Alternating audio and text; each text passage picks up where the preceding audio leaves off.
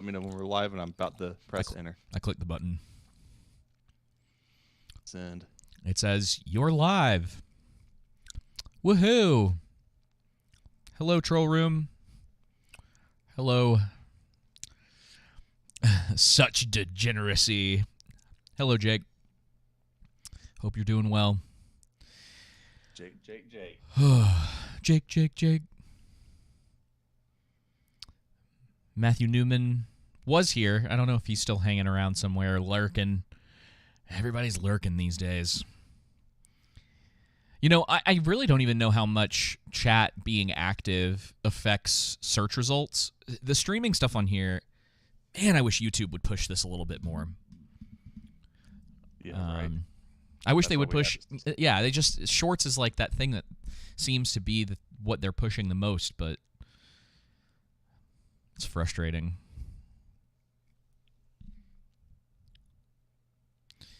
I'm going to. Sorry, I'm setting up everything. You're good. Hope everyone's having a good night. Hello, Jenna. Welcome. Good to see you again. 2 nights in a row. Anyone in here. I know. I had to defend you. Joseph keeps telling me I should take away your mod status, but obviously I'm not going to do it. So. Got to, just for one day. Down Syndrome podcast.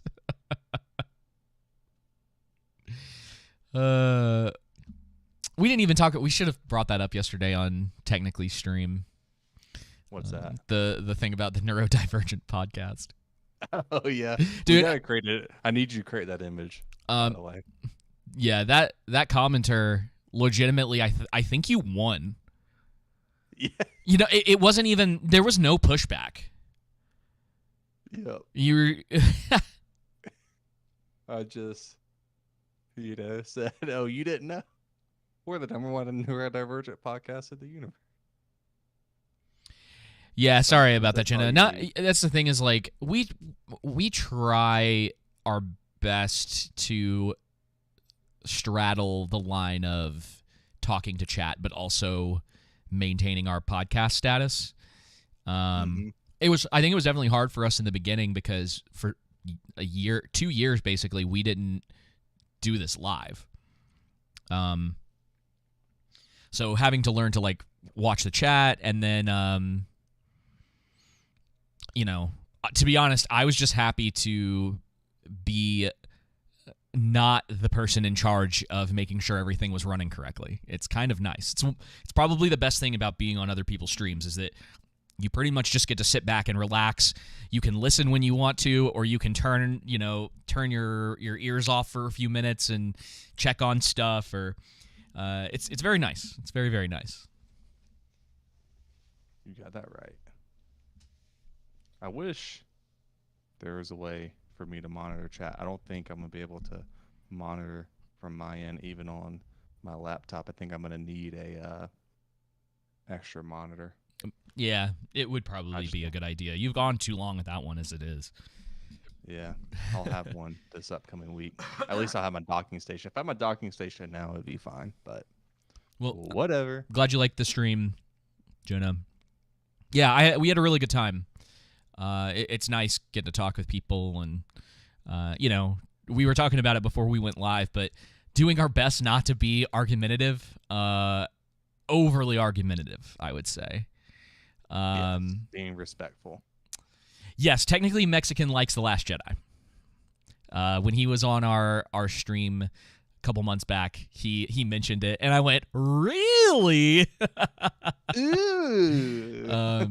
Which again, you know, we've joked a little bit, and I've bugged him about it on his streams before. But it's fine, man. Like, look, it's not like I'm gonna remove a friendship over The Last Jedi or, you know, anything really. He liked Dead Reckoning more than we did. Spoiler. Yep. There was this one cat in his chat who was like, "Oh, spoilers." And, you know, my brain and the way that we are, it's like, hey, if we're talking about this, there's going to be spoilers. Yep. Like, if you care that much, just stay out of a stream that's talking about it. Like, why are we going to dance around the topic to appease people. Like and again, that's just us. Like and Joseph and I were talking about this too. We have a very specific brand at this point. We're branded now. Yeah, the way that we do things, I think, is just a little bit different. Yeah, we don't. I think we were mentioning before the show I hate saying that we're not just going to say, "Oh, this is woke garbage." We're right. going to explain, well, that may be true, but let's talk about why and explain why this is bad. Yeah, and what happens. And we may not always be right, but the troll room is there. We're never to wrong. do that. You know what I mean? Like, that's why we have the troll room. They get to say, they get to go wild with all that stuff and argue with each other and argue with us and, you know, get mad at you for your Indiana Jones takes and just like whatever the case may be. And that's kind of what we like. And I was telling my boss today, I was like, you know, one of the reasons that we like having the troll room is because it really does kind of weed out a lot of the people that we probably don't want there anyway. Yep. That are just going to get upset, or, you know, it's like our very first stream when we did the thing with New Better Do Better, there was someone who came in and was like, "Oh, this is harassment," or whatever they were saying. Oh, maybe they're like, "Oh, this is toxic," or whatever. And everyone was like, "Get out." And it's just like, if they knew what was going on, it's like, we're just talking about this. Coming out at him. We're just talking about his argument. Not him. Yeah, exactly. Like, dude, that's the thing is, we're talking about movies. Like, this doesn't have to get personal. Everyone else, and this is a running pattern on our stuff. Everyone else makes it personal. So if you start it, we're probably gonna try to end it. But that's the thing. It's like you walked through our door. Like, we're not the ones that are starting that whole like beef or whatever. Because to be honest, neither of us have the time to care. Nope. I'm not going to make time for stuff like that. If I like you and we have a disagreement, and you're like, well, let's have a conversation or whatever. It's like, great, let's do it. But when you come in like demanding stuff from us, we're just kind of like, yeah, you know. I still can't believe that. Every now and then I think about that and I laugh. I know. It cracks me up all the time. Dude, I didn't tell you. So I get nostalgic about these things. So I went to check on Do Better's page. Dude, it doesn't exist, but he was like trying to grift some class where he was like teaching about Tolkien. Oh, really? Yeah. Now, don't get me wrong. I think he actually does have a pretty good head knowledge of that stuff. He does. But it was one of those things that he's like, "Oh, take my class." And I was like, "Ugh." Like, I don't know, man. I mean, if it works for him, I mean, I don't. It didn't there's even. People who are interested in that, then I'm, they can take it. But I think there's a lot of free material out there, to where it's not necessary. I don't think it worked because I clicked on it and it went nowhere. It was like a dead site. Well, maybe he personally blocked you. Oh, maybe, yeah. Maybe he just like, yeah, it's true. But I was on a different account. I wasn't on the underground one.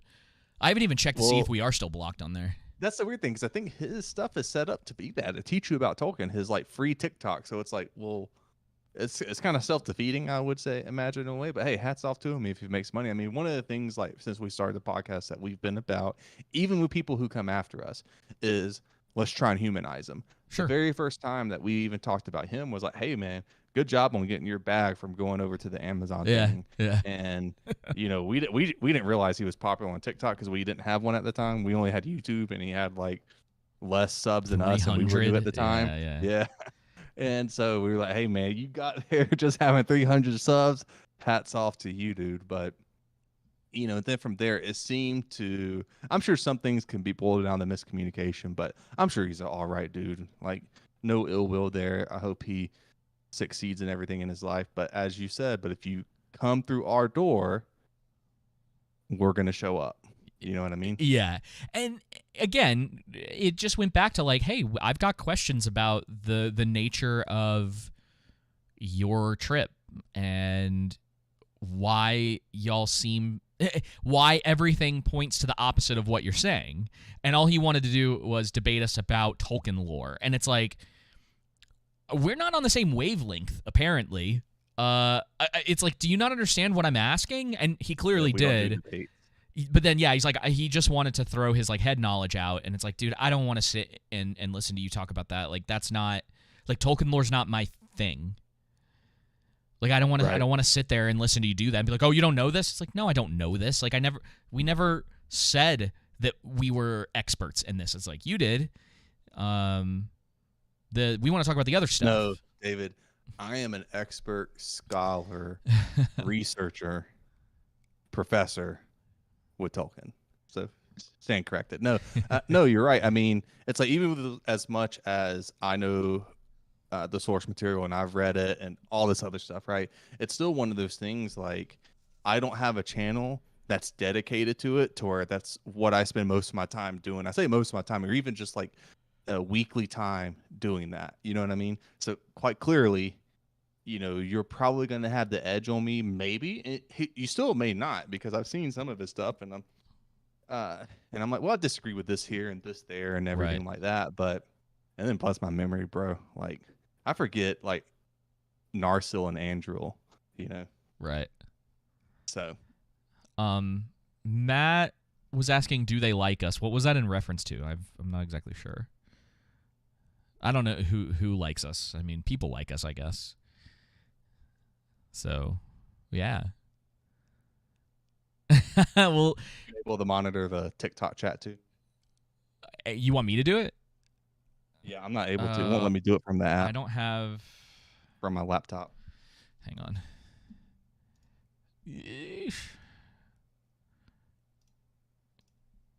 Uno momento. I didn't bring my laptop up here. Oh, I don't want this to make noise. Okay. Let me go back. Well, the problem is that if I monitor it, well, hang on. Maybe someone in the chat, maybe Jenna can make herself useful. The underground. And, there we go. And Jenna can monitor the chat and TikTok. No. Actually, Jake, you monitor the chat. That's a bad idea. Jenna, do not. Y'all like us troll room. Yeah, of course. Yeah, we dude, he's gonna get us kicked off TikTok. Yes. I guess for those who are on TikTok who don't know, we have we call our chat room the troll room, where people, you know, are free to troll and have fun. Okay, just obviously keep it respectable. And we also utilize a value for value system here, which means that if you feel you're getting value from the content we put out, from our TikTok clips, or our YouTube videos, or our podcast, you can donate via your time, talent, and treasure.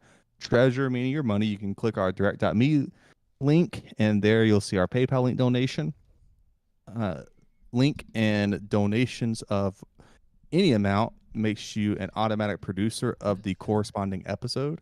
Donations of $100 or more makes you an executive producer. Donations of $200 or more makes you an executive producer of the corresponding episode, and that can be in a one lump sum amount or a cumulative amount. Just let us know if you reach that. We'll keep it on the honor system, and these are credits that we will vouch for, that you can put on your resume, IMDb, and anywhere these credits are accepted.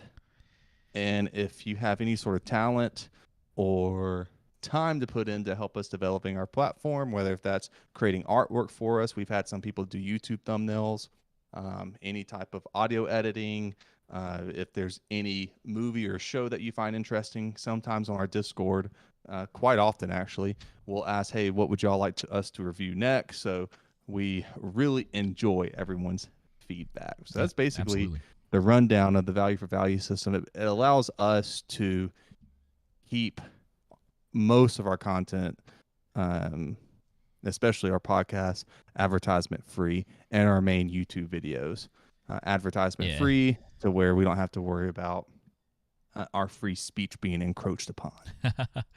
And yeah, I mean, for the most part, it's not a problem anywhere, and no, you're not getting like, what's it worth to you? You know what I mean? Is it worth like $5, $1, $500? I mean, that amount we can't say. Exactly. It's just what value are you getting from it? Is it worth me not having to shill toasters or you having to sit through annoying ads before watching a video on YouTube. You know what I mean? Like, what's Yep. the time worth to you? Do you want us to sell you Kamikoto knives, or do you want to be a lord or lady of Scotland? Speaking of, today's sponsor is Raid Shadow Legends. I mean, listen, people do it. It's just we're attempting to go in another direction. That's all. That's all it really is. You know. Jake's like, I could use a good toaster. We'll go buy one. Hey, though, but for real, if you're looking for I was just thinking about this, because I got a notification on my phone, an email from Brio Beardscape. Dude, their trimmer, I don't know why people mess with Manscaped. Dude, that thing is terrible. But the Brio Beardscape, man, if they wanted to be a sponsor, I mean, it'd be hard me saying no to them, but well, thank you. That's my favorite trimmer ever. Thank you, Jenna, for the $5 donation. We appreciate it. We'll eventually be able to actually take that money out of the account when it hits $100. I was We're texting getting a you little earlier closer. where I said, like, hey, we made $5 this month for YouTube. Hey, I'm so proud of us. The YouTube shorts are paying a little more than they did. Yep. So that's good to see. If we can get some of those Lord of the Rings numbers coming in for those, it's still not going to be great, but it's better, you know. Yep. Oh yeah. Anyway, welcome to episode 143. I almost said 142. 143 of The Underground. Thank you all so much for being here. Our only topic tonight is going to be Mission Impossible: Dead Reckoning. As far as I'm aware, I didn't know if you were going to bring anything else to the table, but I'm totally fine with us just talking about. No, just Mission Impossible. Yes. All right. Well, Joseph, let's start with your history with the series, because to be honest, you didn't really get to talk to. I'm not sure you talked too much about it on, Technically Mexican Stream, and I'm curious about your history with this franchise that's been running since 1996. Yes, I first started watching them. Shoot, man, it had to be. Let's see here, 2020 actually, I think is when I first started watching them. Now, I say that, and maybe I watched it when I was younger and I just don't remember, but I watched all of them from when did, actually, this will help me, when did the last one come out? Not Dead Reckoning, obviously, but 6, Fallout, right? Was that Fallout 2018, 2019? 2017, 2018. Okay, so I think I watched. I think what happened actually, now that I remember, is I watched all of them up to that one, and then watched that one, and then in 2020 watched them all again. But I think my favorite one by far and away, I think the best one, is number 2. No, yeah, man, I enjoyed most of them. I mean, obviously the second one's better in the second half. 3 is a bit wanky for me. But I do enjoy me. I know some people will probably hate this, but I do enjoy me number 6. But man, it's hard for me to say which one's the best in the series. I think the argument's probably there for 5, but what would you say? If I was to do my ranking, I would. Man, that's hard. It's hard to do a ranking because I like 5. I know like a lot of people don't consider 6 to be that great. But hang on. You're like all over the place. Yeah. Because Fallout is 6, and Fallout is probably widely considered, at least in the modern era of Mission Impossible, to be the best. Oh, really? Yeah, okay. Yeah. I didn't realize that. That's a lot of people I talked to, at least. That was. No way, dude. Yeah, no, they're dead wrong. No, so I was gonna say, 6 is by far and away my favorite, even if other people don't consider it that. And then I was gonna say, I probably have to give the edge to the first one as far as number 2, and then 5, and then obviously, oh well, I guess there's this one. I probably would put. Dang, this is where it gets hard. I guess this one because of recency bias, and then 3, and then 2. Okay. Am I missing any? I don't think so. Okay. I'll I'll tell you mine in a second. Jenna would like to know, with a donation of $1.99, where the point on the doll where the franchise touched you, Joseph. Jake, Henry Cavill is in Fallout, which is number 6. Which he's excellent in. As far as my ranking, it's probably 6, 1, 5, which is oh man, this is tough. I don't know. I like Rogue Nation kind of has to go in there because, well, you don't even need, like, Fallout kind of can stand on its own. It does harken back to a lot of stuff that's happened in the franchise.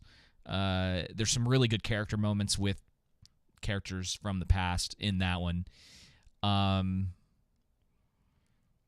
And a lot of them sort of, so like Ghost Protocol, the biggest problem is like Ghost Protocol is fine. And a lot of these movies are kind of in that 5 to 6 range for me. Because I enjoy them, but not because they're necessarily good. Right. Like I would say like what I would consider traditionally good. They're a lot of fun. There's a lot, and most of that is because of the really crazy stunts and the action scenes, and the characters are all pretty interesting. It's just when it comes to a lot of the writing, you just it's kind of all over the place. It's better in some places than others. Even the action is better in some places than others. I think. Because you watched all. I watched all of them. All 7 of them in almost 24 hours. Dang, dude. Yeah. I haven't done anything like that in a while, and I was like, screw it. I was like, just in case there's like callbacks to certain movies, I want to at least have some idea. Ghost Protocol has probably the weakest villain. That's 4. Though 2's villain is really weak too, but he's more memorable, so I guess that would give him a slight edge. Right.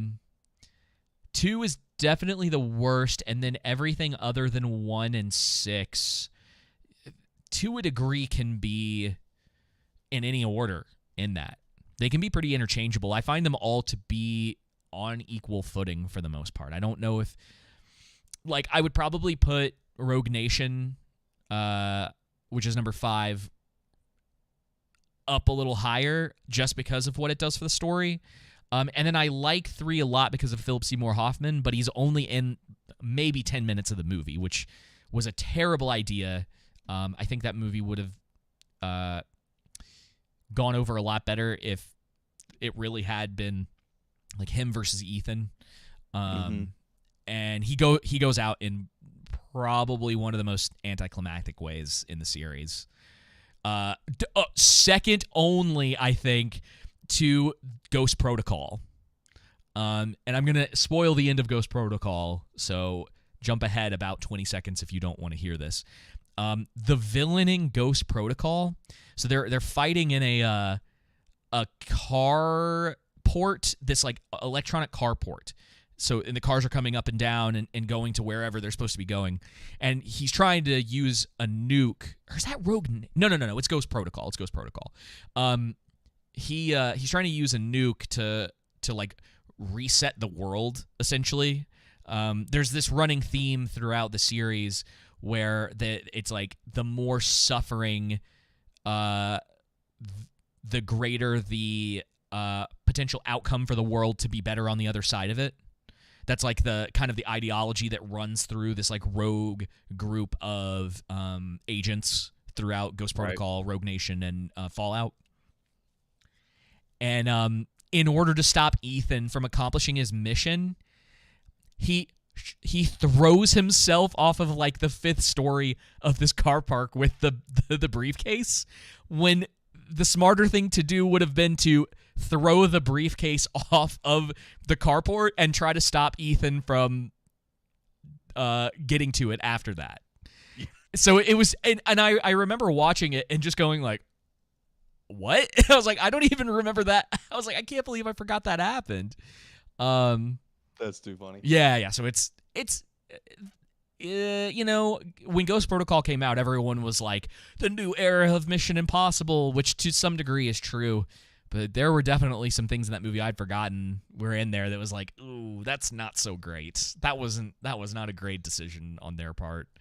But I love Fallout. I hadn't seen it in a while, and it is, and I said this on the stream last night, it is the exception, not the rule in that franchise. Yeah. It just outclasses nearly all of the other movies. Now, it's more of a personal thing when it comes to the original Mission Impossible versus Fallout. Mm-hmm. Because I totally understand if people are like, no, the first one's still my favorite. Because it feels like a movie from a different dimension. Yeah, it really does. It's really, really good. If Troll Room or anyone listening to this, if you've never seen the first one or it's been a long time, I highly recommend going back or watching it for the first time if that's the case.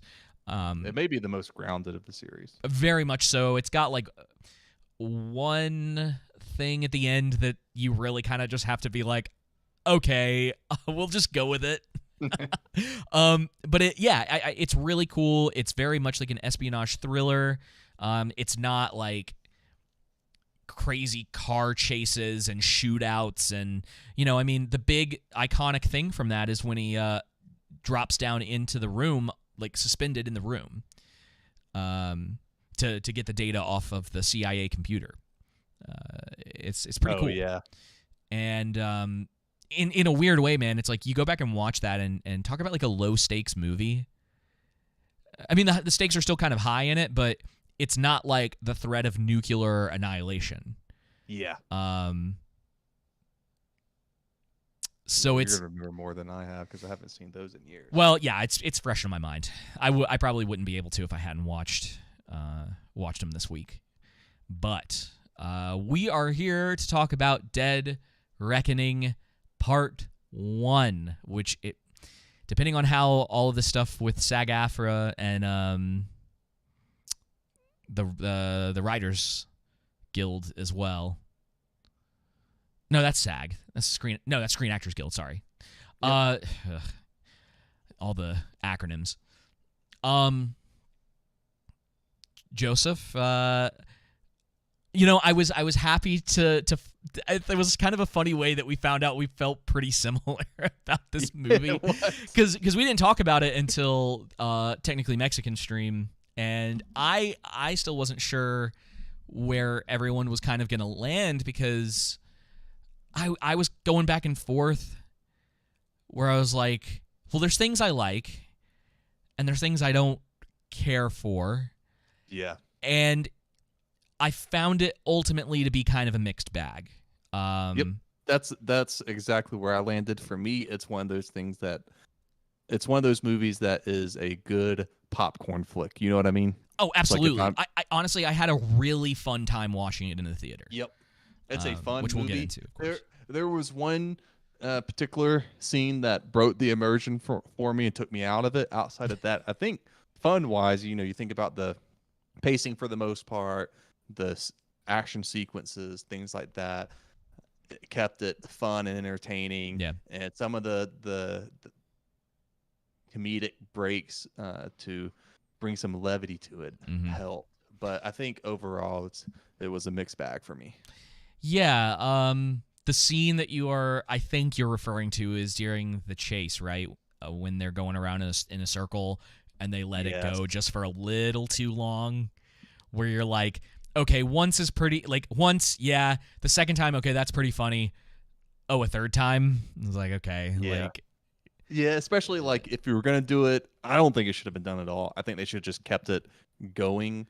I think I'm pretty much in agreement with you. I thought the first two sort of silly moments in that where you think talk about doing something that's like a small subverting your expectations of a spy movie that I thought for comic levity worked pretty well, where you think they're going to get in the really, really fancy car, and then it's like the Fiat 500.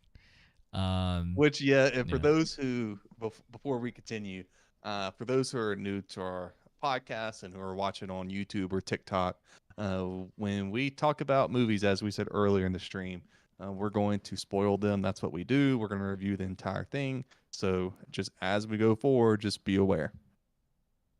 But yeah, no, I thought that was pretty funny that you think it's going to be the fancy car and then it's that small yellow Fiat. I thought there was going to be some type of, speciality about that, some type of gadget it was going to have, or, it was going to become a transformer and morph into a boat or something like that, or a submarine. But yeah, so I was kind of disappointed that didn't happen, to where it was going to make it like more valuable than that fancy sports car. Yeah. But yeah, definitely when they were spinning for forever, that really is what took me out, because you had that moment of, oh, it's the yellow Fiat, and then they take it down the stairs where everyone's at, and I'm like, oh, that's funny. And I think that makes sense, because you're just showing the sequence of things that are happening.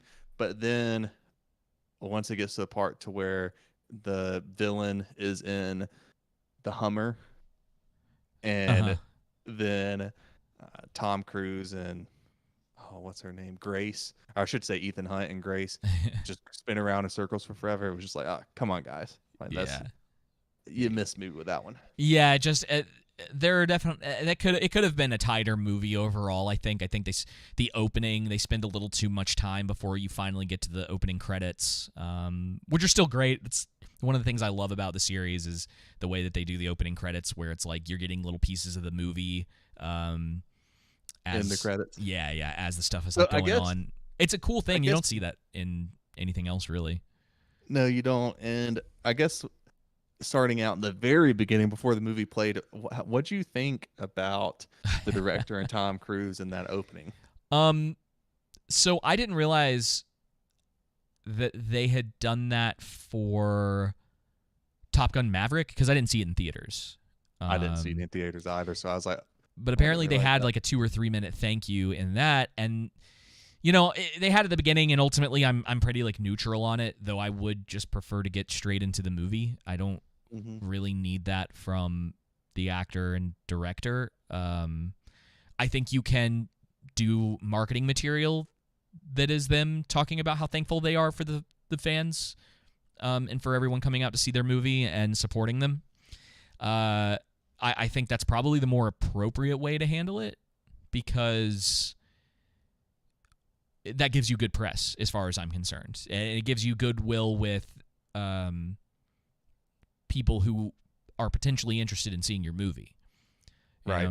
I instead of what we get a lot of the time, where they're talking about like the movie changing your life because they casted, this person and they've never seen themselves in that kind of role before. I mean, like, I'm thinking back to like what was it? Eternals, as like some pretty bad marketing. Yes. And pretty much every Disney product and the marketing, where they're just constantly attacking fans. I will say, I think this stands in stark contrast to that. Like, I'm right there with you. I'm fine with it. That's great.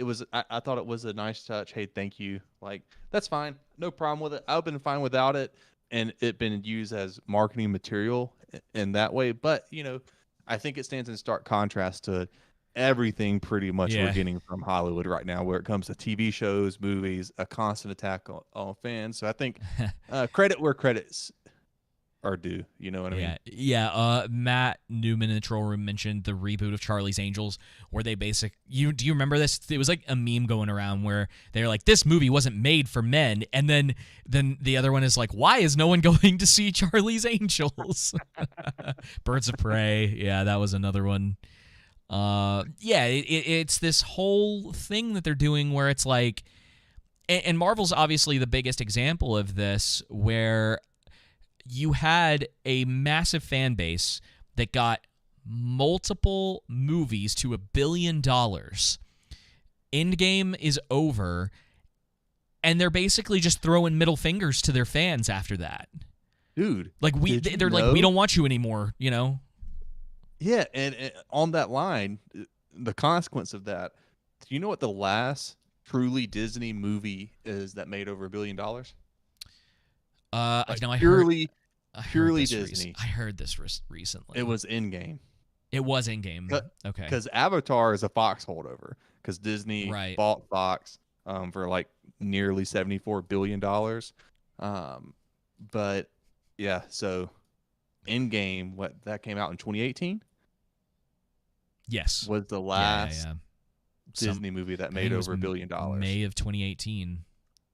That's what you get when you're constantly calling your friends, all your fans, I should say, all sorts of ists and phobes, instead of, as we've talked about before in the past, like, you should be, especially to the hardcore fans, I say catering to them, but yeah, catering to them, like giving them what they want. Like, those are the ones that made your IP that you have what it is. Exactly. And they're just not doing that, and it's frustrating. It has been. I'm curious to see if everything going on with the name of the movie just slipped my mind. The one with John Caviezel, or wait. Oh, The Sound of Freedom. Sound of Freedom. Yeah, Jim Caviezel. Oh Lord. Oh, I could feel my brain like dying, and I'm like, oh no, try to save it. Just couldn't save it. We're supposed to be Christians here, and you can't remember the lead actor who played Jesus. Oh, well, that's the thing, is I always remember JC, and then I'm like, yes, Jim Caviezel. Yeah, Sound of Freedom's doing really well, and I don't know. I don't know if it's just going to be another one of those things where this is a random occurrence, and we kind of go back to all this other stuff, or if people are going to start moving into lower budget, more interesting. Yeah. So keeping the budget down and hoping that what ultimately happens is that you make a lot of money on the back end from ticket sales, so that you're not trying to. Because Sound of Freedom, man, I mean, I think if this movie had come out at any other time and it didn't have the kind of press that it did, I don't think it would be doing the numbers that it's doing. No, just to be what helped was the corporate press coming out against it. Like, yeah, why is everyone in Hollywood and the news media coming out against a movie that's about a true story regarding bad things happening to children? I don't know what I can say on TikTok or YouTube. Right. I feel you. But and it's like, that must be projection. You know what I mean?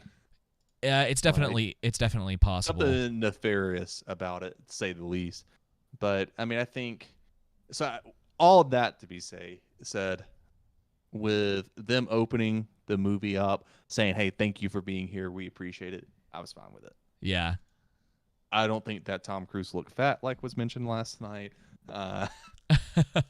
or whoever it was. I was just fine. I guess I just wasn't looking that deeply into it.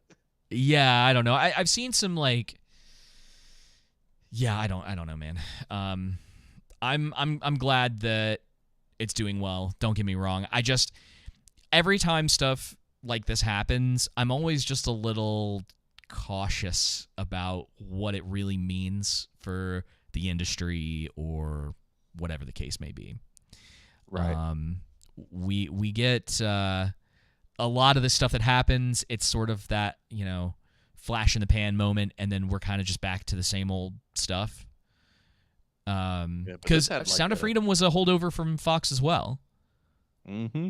And so, again, would it have done as well back then? And it's dude, honestly, I don't know. Maybe it's just because of the world that we come from.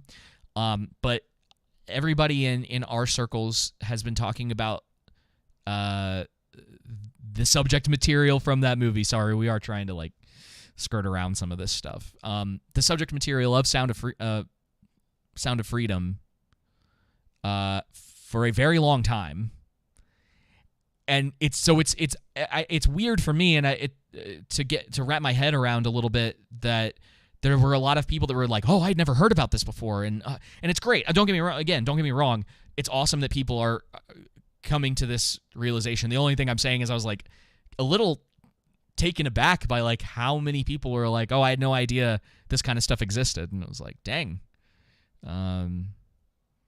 So I don't know where that like ultimately, what the ultimate lesson is to be taken away from that is like, was it not pushed hard enough? Was it only sort of within like our like church spheres, because I don't know if you remember, but it was a big thing for like Passion City for a long time.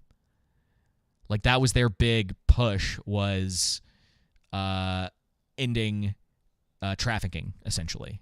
Oh yeah, I remember that. And like we even did something in college where we had like a donation thing. It was the X was the symbol with the O through it, I think. Something like that. Yeah, I think it was just an X. But that was a little while ago. And then like it kind of died off, man, which is weird, right? I don't know if Passion City was still doing that, but I found it to be a little weird. Anyway, sorry, we're getting off topic. Dead Reckoning. Where were we? Did we even talk about the opening of this movie with the submarine? We have not. We're just getting there. Okay. But, yeah, go ahead. Yeah, I thought the opening of the movie was a bit convenient. How the ship got attacked by themselves, by the AI, obviously, and how all the sailors, mainly the ones with the nuclear security keys, just happened to all float up to the top, and the people were able to. It was convenient, very convenient. They weren't stored in a safe, and very convenient that they didn't fall off in the explosion and the float up to the top and you know what I mean? It's just like, okay. I understand there's a suspension of disbelief, but it was pretty convenient that do a bit better than that. Yeah, because if that hadn't happened, the movie couldn't happen because no one knew where the sub was. Well, okay, hold on. They could have easily been like the keys are kept in this safe or whatnot. Yeah, and because of the explosion, the safe gets dislodged and it floats up. Well, to the top and whatnot. It's still a problem ultimately because someone had to know where they were. Okay, so I have to jump ahead a little bit, right? But the idea is that no one really knew where this sub was. Gabriel's like whole reasoning for what he does at the very end of the movie is because he doesn't think anyone else knows where it is. But then it turns out that there are quite a few people who do, which really does make more sense. Because you have to imagine that no government would send out this incredibly advanced sub without being able to keep track of it. I'll say this: I like the scene in and of itself. I think it's really interesting. I think it's got kind of an interesting premise to other things that happen in the movie. So this idea that this thing was like learning and trying and essentially like messing with the people on board to try to figure out like what it could do and how it could mess with people. And it's got kind of a spooky nature to it.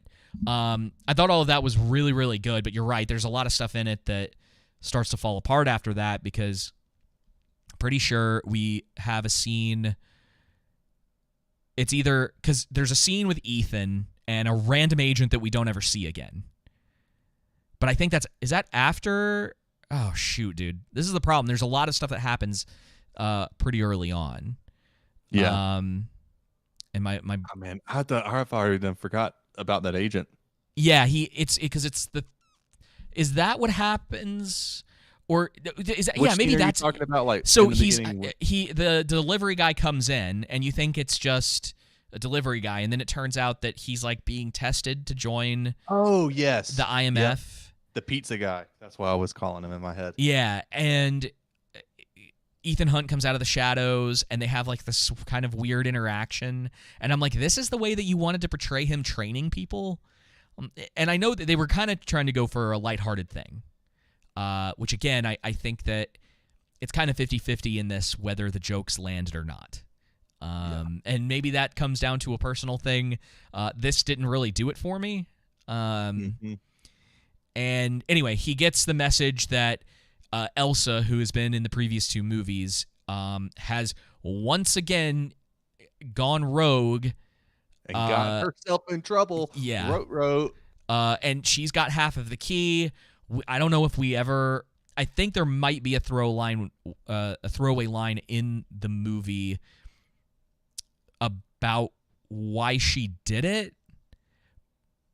But to be honest, it was so throwaway, I don't remember what her reasoning was. Anyway, it pushes the story forward because, Ethan has feelings for Elsa. And he goes to find her in the desert. Mm-hmm. They go through that whole situation, and you think she's dead. And then... Well, you thought she was dead. Sure. And then they go to another scene where you have a bunch of bureaucrats sitting in an office talking about this AI. So they're trying to do a lot at the very beginning of this, and we haven't hit the title sequence yet. Right. And I don't think it was totally necessary. This is kind of one of those places where I thought the pacing didn't work very well because all of those scenes, for the most part, are very detached from each other. I'm still, when they're going through all that other stuff, I'm still back on the sub trying to figure out what was going on. I was like, okay, so there's some sort of AI, and I was like, wait, was there something there? And it was just tricking them, and then you're like, but wait, maybe there wasn't anything there? And then, of course, they eventually tell you, they straight up tell you, which I know was one of your big complaints about it, is that there are a lot of instances where instead of having smarter writing, they just tell you what was going on in a lot of scenes. And that one is a pretty egregious, where it's all the bureaucrats are just like, da, da, da, da, da, da, and I was just like, oh, man. Like, guys, there's things that we can infer from what's going on as the audience. And you have a interesting, or like a guy walks into the room and you're like, okay, well, this guy's acting suspicious. And of course, it's very clear that something is off about him. And they keep like honing in on him. The camera keeps coming back to him. Like, it's like, yo, we get it. What's he gonna do? Yeah, we get it. There's something going on there. And then, of course, it turns out it's Ethan. And I think that's, after that whole scene, is when we finally get the title sequence. Thank you. And yeah, man. I mean, it wasn't a big fan of that opening. It's I think there was a good idea to be had there. Agreed. Right? But I don't think that was the best way to go about it. Yeah, and you could have reduced it down a bit more and maybe put it more so after the title sequence in Act 1 rather than all of that right then. Because that's a lot to keep up with, especially on a first-time viewing. I mean, I left the movie and I was like, I want to go back and see this so I can process it some more. You know what I mean? The thing about it, though, is that when you kind of break it down, it's not complicated because the plot is complicated. It's complicated because of the way that everything is revealed to you. Yep. And the way that they go, the structure of the movie is what makes it complicated, not the actual plot, which I think is a problem. It's really funny. I remember a couple times there was a guy that I worked with last year who we would talk about movies occasionally, and he would always do this thing where he'd be like, oh, I like complicated movies. And I was like, well, that's an interesting way of phrasing that. And I was like, okay. And he would kind of talk about certain movies, and I was like, well, I don't know if those are in and of themselves complicated as much as they are the way that everything is orchestrated is complicated, and ultimately it's just kind of stupid. Now, I go back and forth with some of the stuff in Dead Reckoning, whether it's whatever or kind of stupid. I think that they wrote themselves into a corner with the AI being where it was at the beginning of this, right? If this had been something where the AI had just, they're racing against the clock before this thing essentially has the ability to, dive into government computers and do what it was doing with the submarine. And if we were talking before all of that and it's a race against time, I think I would be on board a little bit more. But the problem is that in that scene where all of those governments are talking, the guy who was in the first movie, I'm pretty sure he was the one who was telling everybody this. His name's leader. His name's slipping my mind. Yeah.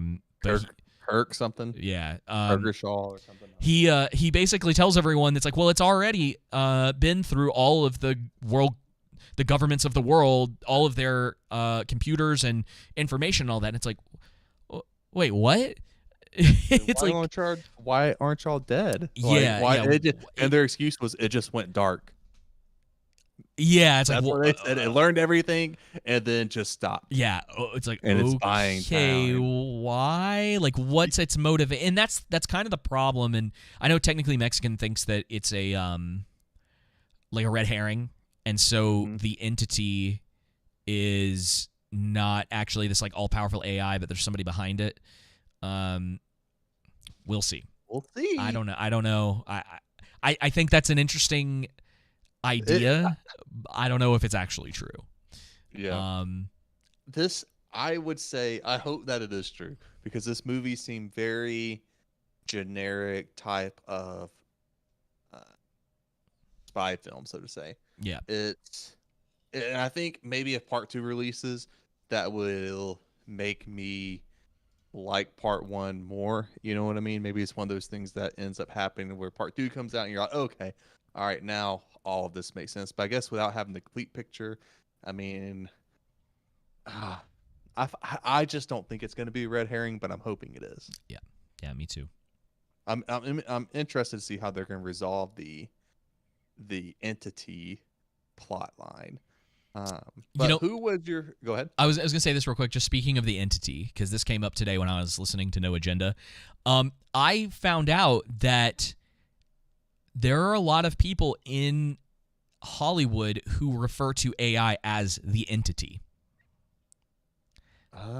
Which I thought was, I wish I had time to grab that clip, but yeah, I can't remember. That's why Elon's so afraid of it. Yeah, maybe so. But I thought that was really interesting, because this movie would have been filmed and written over the last few years, and so the lingo of calling this like AI the entity is something that comes straight out of that world. That they call it the entity. And I was like, oh, all right. Dog whistle. Interesting. Yeah, maybe Dog so. whistle Yeah. to the Illuminati. There's something to that. Doesn't really add to the movie necessarily, but I thought that was interesting. What were you going to ask me, though? Who was your favorite character in the movie? My favorite character, or my favorite... I was trying to make a joke, but it just didn't work out. I told Justin, friend of the show, Justin, when we got out of the movie theater, that if Haley Atwell was in a movie where she was just doing paperwork for 2 hours, I'd probably give it a 10 out of 10. But that's not really fair, because it doesn't have anything to do with her character in the movie. I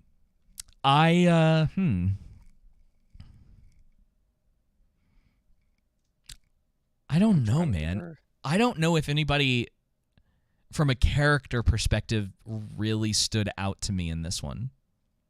Because that's so... Fallout's ruined my ability to be objective about this. My favorite character. Yeah, boy. I don't know. I can tell you mine. Who? Mine is in 1 minute. I'll be able to tell you actually less than that in about 5 seconds once I get to her. I'm looking on IMDb right now. So Paris, that was her name. Palm Clementif. I hope I'm pronouncing your name right, Palm. I know you're a huge fan of the show. But yeah, Paris, the Gabriel's like assistant until he, yeah, Yeah, she was cool. I really enjoy kind of her menacing character. I know that's Mantis from Guardians. Yes, I know. I told my wife that, and she was like, "Oh, that's where I know her from." I'm like, "Yep, yep." I enjoyed seeing that range from her in this movie, and I think she's a good actress too. Like, I mean, obviously she's good as Mantis and Guardians. This is only this kind of this is a very and she doesn't talk a whole lot in it. I think all of her dialogue is in French, just about. That kind of like psychotic but controlled assassin. And I enjoyed that character for her. I think she pulled it off. And I don't think there was anything egregious that I saw where it was like, I think they set her up to, her background, that she's a skilled fighter and she can take on people. You know what I mean? Yeah, she was all right.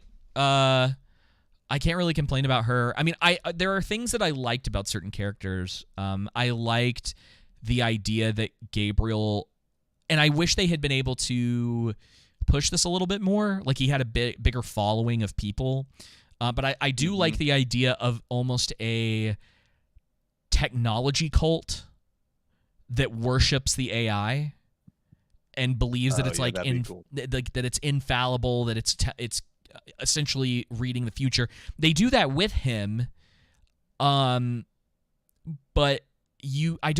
I didn't quite get the feeling from any of the other antagonists that was the case. They were just kind of following him, and you're supposed to kind of just believe that they're in the same boat, but there aren't that many of them. They didn't really give a good reason why. You can correct me if I'm wrong. I don't think they gave a good reason why Gabriel was being followed by them.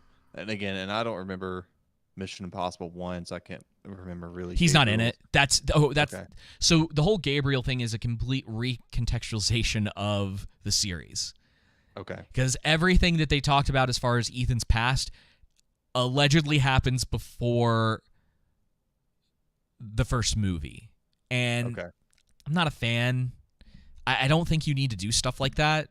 You just introduce Gabriel, have him be someone that, they could have tied him into the Apostles from Fallout, or, man, if they had really been on their game with this movie, and what I wish they would have done was just brought Henry Cavill back as the villain again.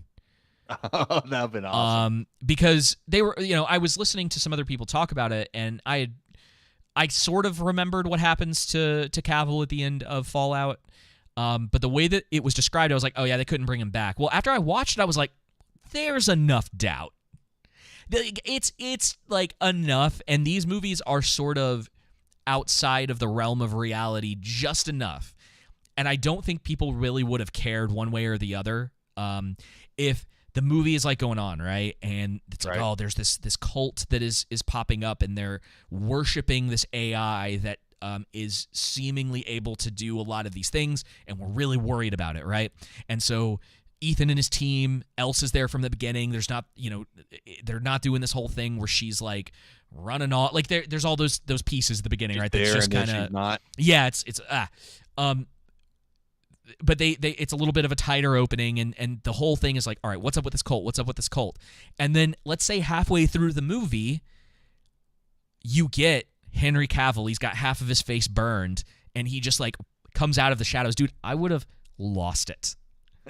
and this is the thing is like, I don't really mind this movie, but there's something that's kind of happened in Hollywood, and it's kind of, you had mentioned this before, but there's this lack of fan service at this point. And I don't mean Japanese anime fan service. I mean like doing things where you're paying attention to what's been going on with fans over, like, since Fallout came out, and that everyone's like, or these people go, oh man, they really liked Henry Cavill. Can we get him back? And then doing something that's this like, whoa, oh my gosh, they brought Cavill back. Like, oh, he's going to be the villain in this, and just moving forward with that. Like, I think that would have been significantly better, and just that bit of fan service would have been excellent. No, I agree. What do you think about Grace's introduction into the series? Before we answer that, I think from how they introduced her, I think they're setting her up, and maybe I end up being wrong, but I'm wondering if they're going to try and set her up to carry on the franchise after Thomas. I kind of had this feeling that was the case. And again, I like Haley Atwell. I was not convinced that that could happen. Yeah, I'm right there with you. I was going to say, I don't think that's the route to go. She's not the same kind of physical actor as he is. And this is a problem with what they're trying to do with a lot of these franchises. They think they have these good ideas. And again, I think Haley Atwell is a good actress. I think when the material is good, if she's got a well-written character that she's portraying or whatever the case may be, like I think she does a good job. And, you know, they could have trained her, I think, a little bit. But she's not Elsa. I mean, it's one of those things that you've had Elsa through these movies, and when she was introduced, I mean, she was constantly doing like crazy acrobatics, Yep. and stuff that was like, whoa, this is all right, yeah, like she's incredibly competent.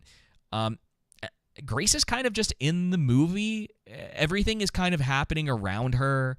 I was surprised that, and again, spoiler. So if you don't want to hear what I'm about to say about Elsa, jump forward about 5 minutes.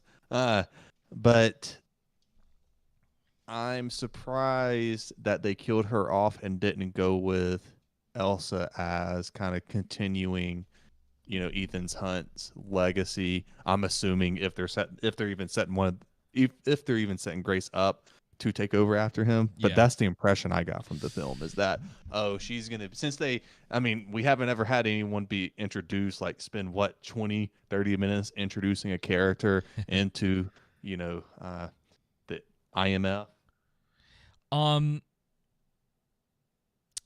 Grace. Yeah. So that was the thing. Really, the only thing they set up is that she's a great pickpocketer. Yeah, which I liked. I liked that first scene with her in the airport. I thought that was a pretty good introduction. It was just like everything after that was like, why is she still running away? Like, they spend too much time with her. It got a bit redundant. Yeah. The biggest thing for me is like they've been setting up for 2 movies the relationship with Ethan and Elsa. And at the end of Fallout, it really does. And this is something else that I kind of thought. Like, I always thought Fallout would probably be the last one. Mm-hmm. But they don't want to leave money on the table. I do get that. But they finally kind of got a happy ending for this to come out and for them to be like, nah, we're not doing that anymore, pretty much.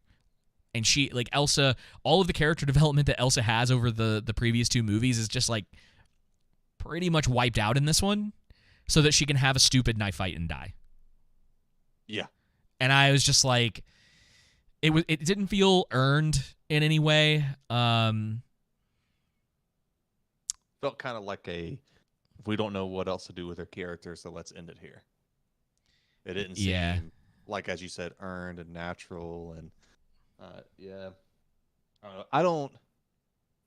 I like the character of Grace. I don't like the fact that I get the impression that they're trying to set her up to take over from Ethan. I don't like how they utilize Elsa in this. I actually did enjoy the fact that at the end there, the train sequence where Ethan's like, I'm gonna go get Gabriel, you handle the train in the front, and how she can't figure it out. Yeah. When he's like, you'll just figure it out. I actually think that made sense to her character because she's, still new. She doesn't know what she's doing. You know what I mean? Yeah. It would have been, the only reason I would slightly disagree is for the sake of like her accomplishing something.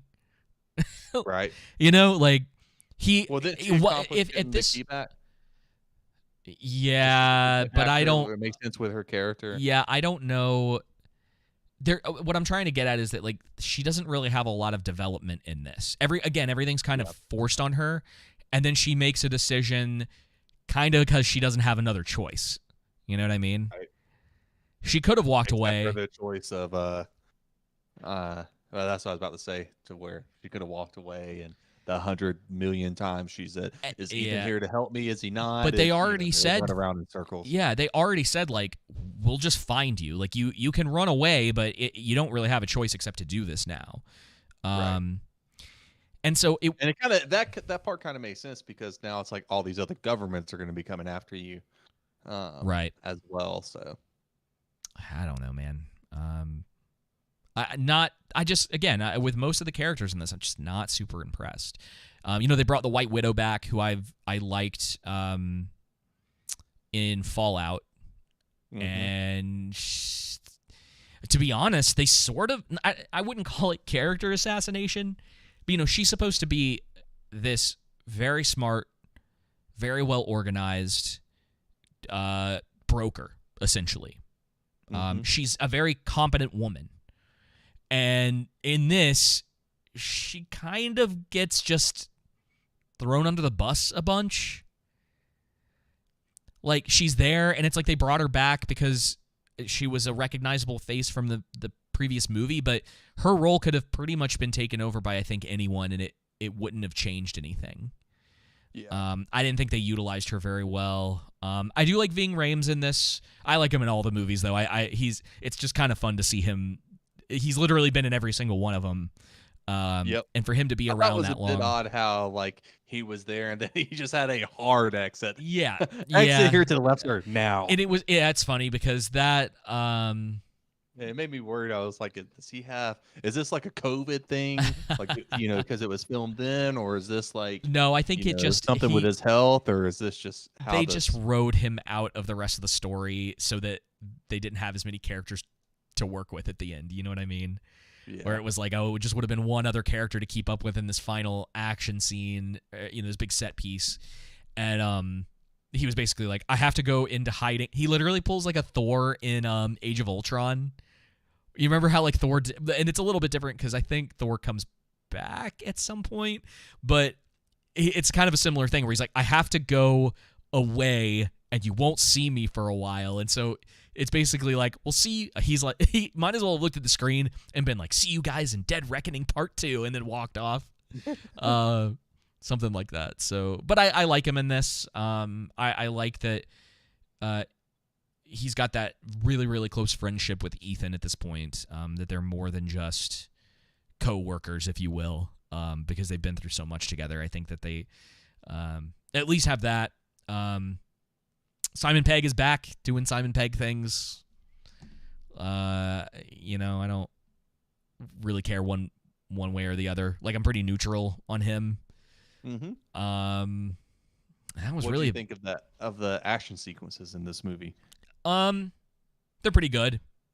I think I thought so too. I think the thought series there has had better, but I don't really have an issue with them. The whole big jump at the end that was in the trailers is fine. It doesn't really land how they presented it in the trailers. Yeah. Yep. It looked a little fake too. I know they said that he actually did that, but it looks like they went back over with a lot of CG to fill stuff in, but I'm not completely sure. I think I'm going to end up seeing this again at some point, so I'll have to try to pay attention a little bit more to stuff like that. Yeah, I don't mind any of. Going to see it again. As far as the action is concerned, like, I found it to be really entertaining. I enjoyed. I completely agree, and I enjoyed how, especially in the train sequence, and really kind of throughout, they do a good job, especially in the train sequence of like one suspenseful item building on top of the other. It's not like you just have this one kind of catastrophe that's about to happen.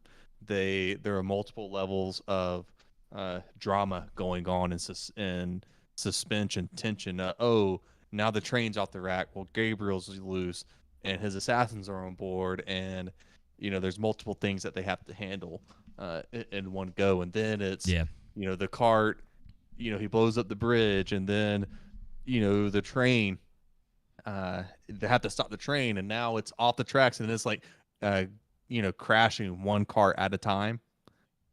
And then especially the kitchen one where they have to balance like climbing back up, but well, now they have to get through all the utensils falling. The grease has been boiling, so it's falling as well. Yeah. And then they get to the one with the piano in it.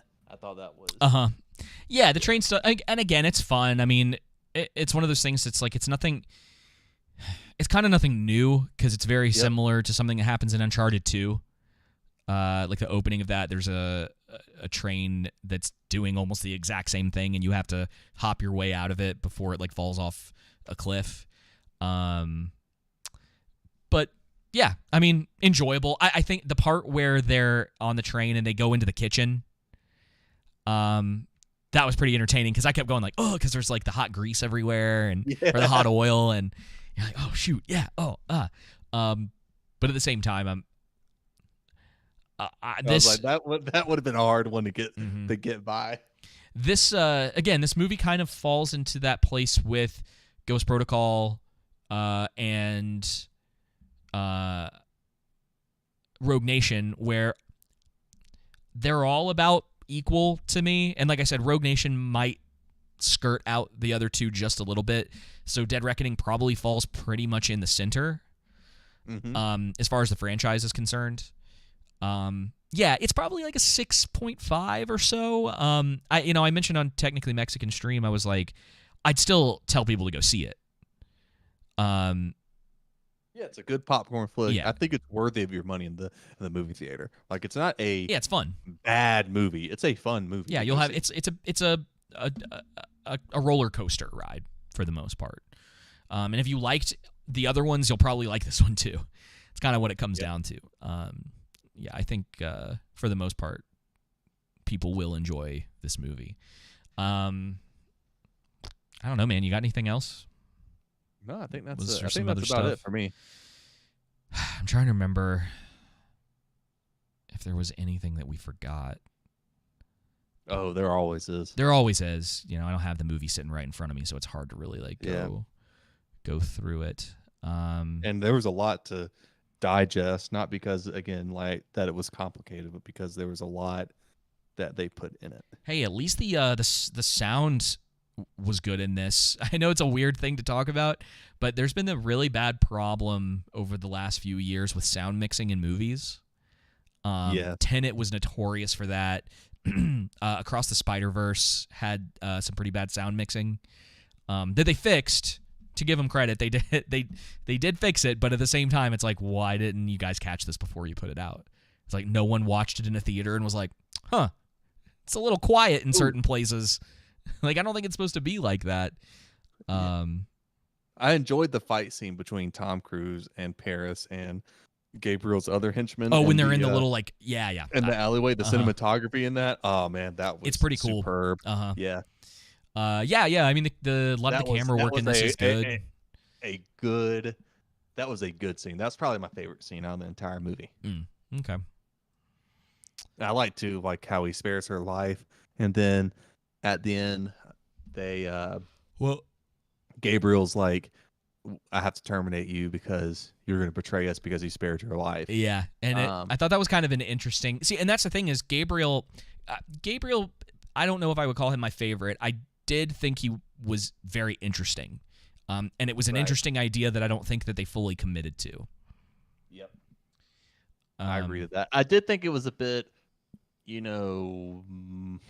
much when Paris is the one that saves Tom Cruise and Ethan and Grace from when the train's about to fall. Especially since she just had the stab wound, and obviously it was a stretch. She's a small lady. There's a difference in being able to use her speed and agility in fights and stuff like that. People who've never been in a fight, you get kneed by a woman, it doesn't matter. It still freaking hurts. Yeah, obviously I'd rather be kneed by my wife than kneed by John Jones, hands down. But it still hurts. Yeah. And especially with one that's trained and knows what she's doing. I mean, yeah. But the the pulling both of them up especially after she had the stab wound, I'm like, oh, Yeah. that's a bit of a stretch. Yeah, But there's a scene similar to that in you could probably have paid that setup off in the prior scenes in a different way. You know what I mean? yeah, there's a scene like that in Ghost Like Protocol, I'm but sorry, it's I think how they could have handled it better is if like Grace was trying to pull him up, but she couldn't do it by herself, and then she comes and helps him. Does that make sense? maybe.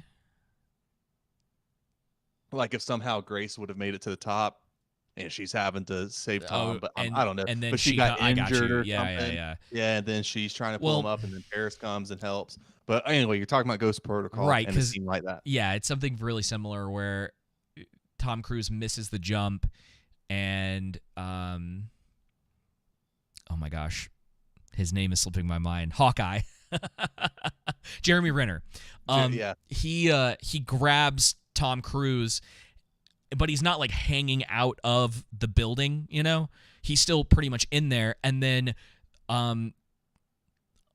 she's only in the one movie and I can't remember her name, but the lady agent grabs Jeremy Renner's ankle and is like, you know, weighing him down like in there. And so at the very least, like you could be like, okay, that she's just adding her weight. She's not being helpful in that situation. It's not as if Jeremy Renner and Tom Cruise are outside the window and this one woman is trying to pull the two of them back inside. So that's like the difference really, is that one, you're like, okay, yeah, that's pretty believable that Jeremy Renner's kind of got him, but his weight might not be enough, so you would want to add that extra bit of weight on there in order to try to get Tom Cruise back inside, or Ethan. But yeah, I don't know, man. Yeah, I'd still recommend it despite the criticism of it. I don't think most people are going to be quite as hard on the movie As we are. Yeah, it does. That's what we exist for, you know, to break it down, like try and be as try to approach it as objectively as possible. You know? Yeah. You know, the movie does rely heavily on what comes next, though. Like if they don't, if this thing does not have a smooth landing on in the sequel, it's gonna be a bit of a problem, and you're potentially, okay, so it has the potential to elevate this movie a little bit more. I wouldn't say a lot, but some. Or the opposite effect as well, where this movie retroactively is a little bit worse because they couldn't quite land it. Yep. Because then it's like, well, why am I going to watch part 1 if part 2 is terrible? You know what I mean? Exactly. So we'll see, man. I mean, I don't know when. We'll have to keep an eye out for when we actually get a release date. It really does depend on all of the stuff going on with the unions. Yeah. I imagine that will probably get resolved here in the next week or two. That's what everybody keeps saying, but I'm just not convinced. We'll see. They don't seem like they're really happy with what's going on, and Hollywood doesn't seem like they're budging right now. Whenever pocketbooks are hurting bad enough is when it'll get resolved. Yep. One way or the other. I've heard that, at least as far as when it comes to the writers, that Hollywood, according to Chris Gore with Film Threat, he was saying that the reason why, according to some of his sources, and he's an insider, that the Hollywood production companies are trying to weed out the bad writers, you know, that we keep referring to. But we'll see. Okay. We'll see. Yeah, we'll see. All right, now man. That the actors are involved, I think that's going to be a whole different ballgame. Yeah. Well, let's end it here. What are we going to be reviewing next week, David? Do you know? We're going to be reviewing definitely Barbie. I'm going to go see that. Wait, is Barbie and Oppenheimer out this weekend? Yep. Oh, yep. Dude. I'm going to see Barbie because I like Ryan Gosling. We'll talk about it. I'm not going to make any promises. I don't know if I can sit through another 3-hour Christopher Nolan film. You know what I mean? No, coward.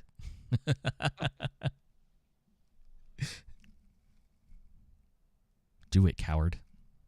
Nah, I can't. My wife really wants to go see the Barbie movie, and she's been going to all the past 100,000 with me. So she wins out this time. Dude, she made you go see The Little Mermaid. Oh, that is true, Scuttlebud. dude. Don't remind me, David. If you guys haven't watched it, Your Movie Sucks put out a review of The Little Mermaid, and it's wonderful.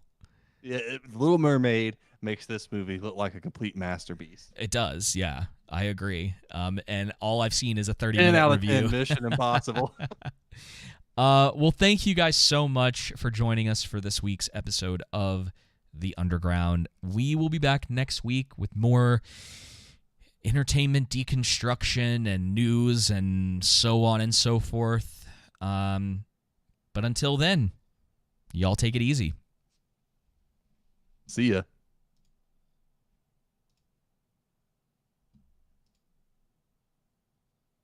Uh-oh, something happened.